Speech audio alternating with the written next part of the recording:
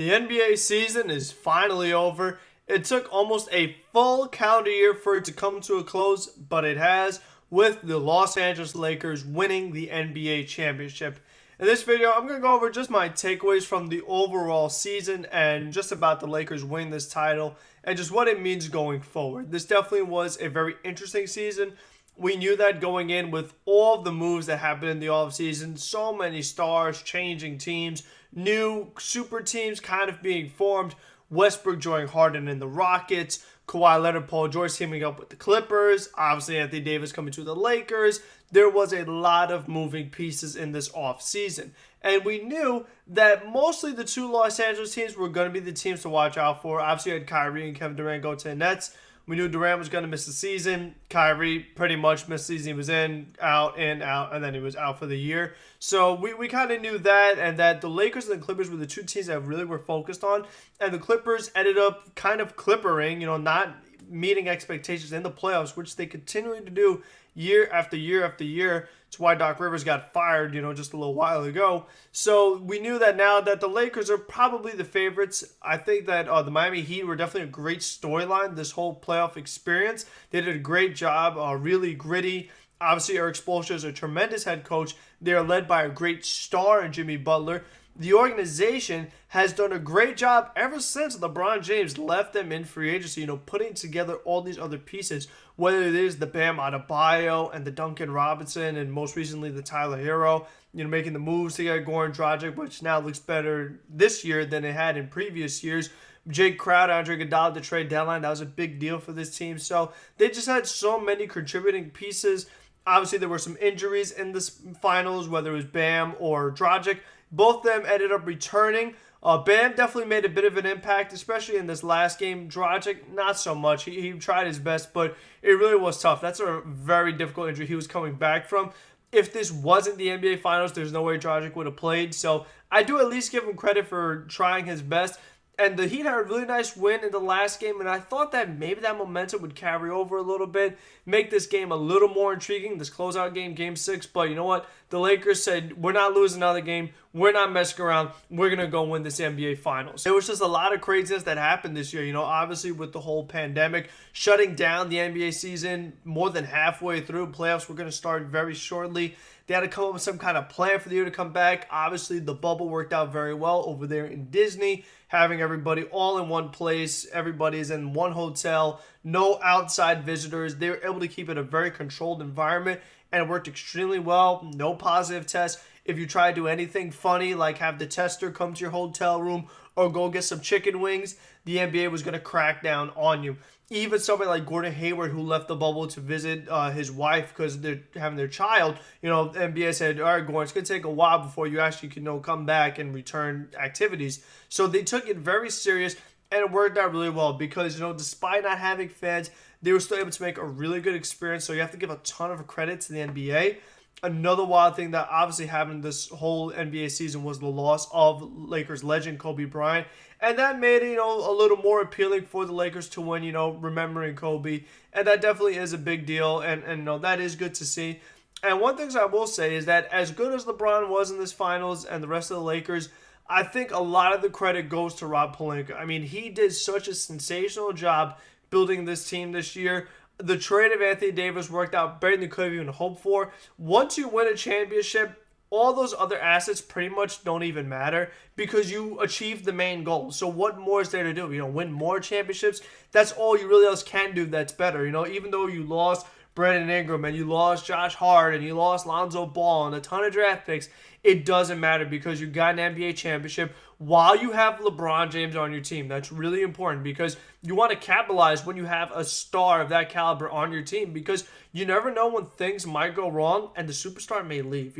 We saw Paul George leave Oklahoma City very shortly after re-signing. That whole new Clippers pairing with all the drama that happened in this playoffs, the different reports, how they felt about playoff P and the way he got along with the teammates, obviously losing Doc Rivers as their coach, that team can be split apart very quickly. So you never know how these things are going to go. And the Lakers Anthony Davis trade worked as best as you could hope for.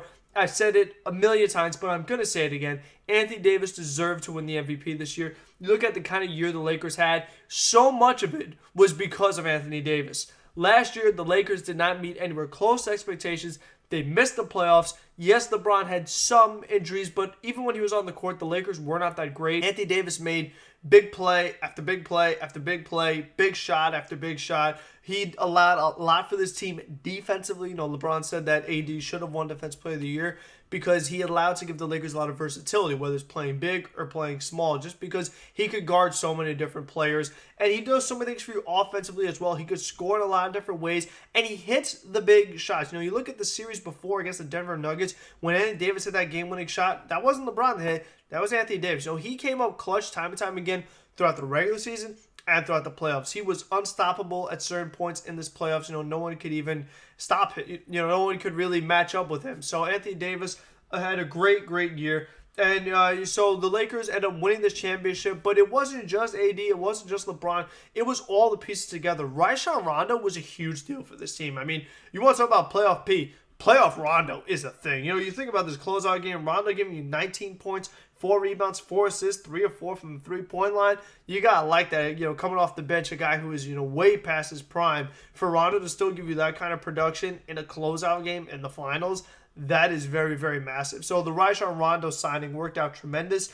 Kentavious Caldwell-Pope has definitely been a nice piece around LeBron, gained the 17 points. Danny Green, I've always been a huge fan of his, 11 points. And, you know, there was a lot of talk about the last game, LeBron James passing up the game-winning shot to Danny Green, who ended up missing it. And a lot of people were on LeBron. A lot of people were on Danny Green. And I thought LeBron made the right decision because, you know what, when you don't have a good shot and you have Danny Green wide open, a very good shooter, a guy who has a lot of playoff experience with the Spurs and the Raptors, I think you let him take that shot. The main reason why is because it's something that Michael Jordan did in his career, whether it was giving up the ball to John Paxson or to Steve Kerr. So I think that if Danny Green made that shot, LeBron would have got so much credit. You know, oh, look at LeBron not being selfish, being a team player. What vision, what passing, finding Danny Green wide open to hit the game-winning shot. But because he missed, everybody's all over him. Oh, LeBron James didn't make the right decision. Oh, this, oh, that. You know, it's a make-or-miss league.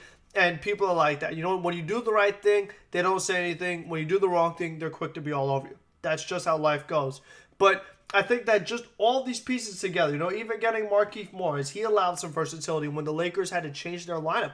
That's another huge thing about this team. Having Frank Vogel as the head coach was a big deal because Frank Vogel did a great job with this team, you know, able to keep the stars happy, keep this team consistently playing well, and having, you know, just the willingness to use some lineup versatility, not having a set rotation. This closeout game, you know what? He didn't start Dwight Howard. He started Alex Caruso. Or in this, a couple of series ago, he didn't start Dwight Howard. He started Markieff Morris against a small Rockets team. Then against a big Denver team, okay, Dwight Howard, now you start. No, just having that kind of mindset where you can move pieces around. Also credits to Rob Pelinka for having a versatile roster for Frank Vogel to use. So I think that this is credit all the way around the board because you could say, oh, you had LeBron, you had Anthony Davis. But that's not what won this team the championship. It was all these other pieces plus those stars, plus the coach, plus the general manager. You know, so that's what it shows you. So for the Brooklyn Nets next year, when you have Durant and you have Kyrie Irving, you got to learn about the pieces around them, about the coach, and about the GM. So that's why I still am skeptical of that pairing despite the star power they have. I don't think their styles mesh as well as LeBron and Anthony Davis do. I don't believe that the Nets have the knockdown shooters that the Lakers have, guys like Caldwell Pope, like Danny Green, and you need those players because when they do decide to double team your stars, like the way they did with LeBron at the end of Game 5, you need those other guys to be able to hit shots. And Karis LeVert, Spencer Dinwiddie, you know, Jared Allen, these guys are not knockdown shooters. Joe Harris is. He's an expired free agent, so that's a big decision for the Nets. But this video is about the Lakers and about what great of a job they did. Obviously, a ton of credit to Miami. They put up a great fight and a pretty good finals when, after all the injuries, it looked like it could have been a bad finals. But all in all, nice job, Lakers. Salute Kobe, and we'll see you next year. The next video, though, will probably be NFL, Jets lose, Giants lose, maybe ALCS Game 1, Astros, Rays. Let me know what you guys want to see. Whatever video you want, put it in the comments section. If you like this video, press the like button. And if you want to keep up with more from me, make doing all these videos worth it, press subscribe. Until next one, be safe, be smart, be healthy. Have a good one, everyone.